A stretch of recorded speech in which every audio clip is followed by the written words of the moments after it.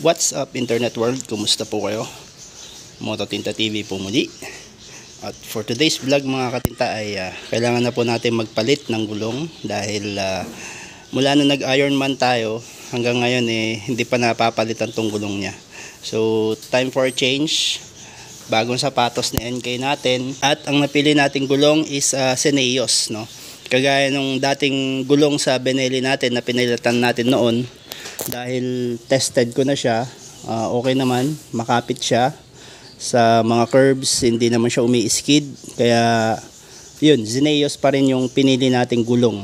Though maraming mga brands na magaganda, maraming talagang mamahalin, ano? Pero yung budget meal na sakto lang pero yung performance niya is sumasabay sa mga branded, go for Zeneos mga katinta.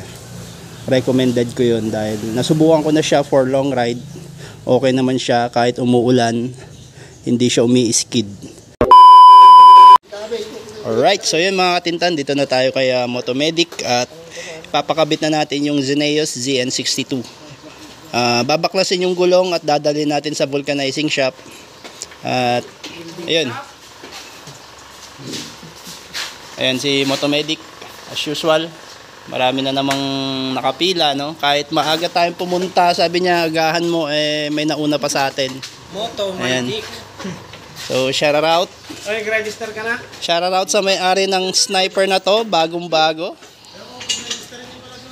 Yan, may mga tropa mo. Diyan ka na bumawi. At shout out, Jassy. Ano na naman kayo papagawa mo sa motor mo? Okay, hanging na po siya. Mamaya-maya babaklasin na yan at ayun, diretso vulcanizing shop. Papalit ng gulong. Ba't andito ka? Ba't andito ka? May klase ka? Guys.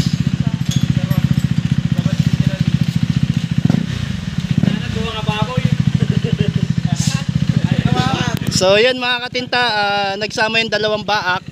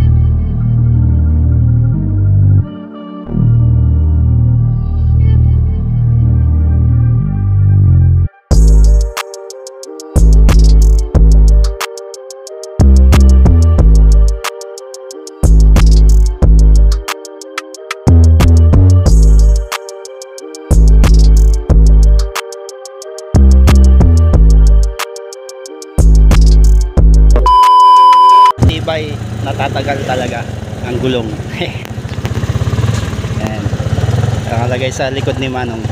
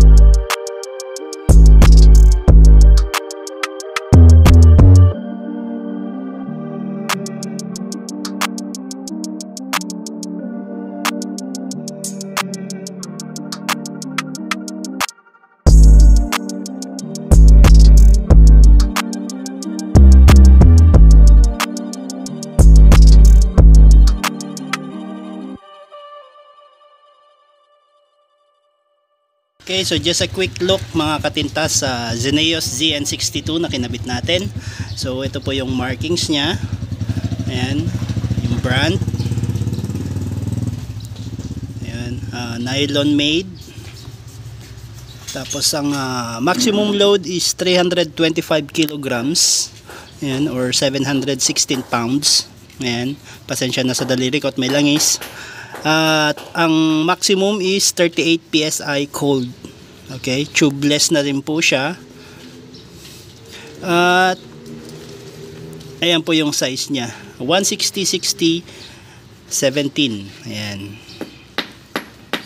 Tapos hanapin natin yung manufacturing date, kung anong year siya nagawa, ano. Wala yata dito, nasa kabila siguro. Saglit lang.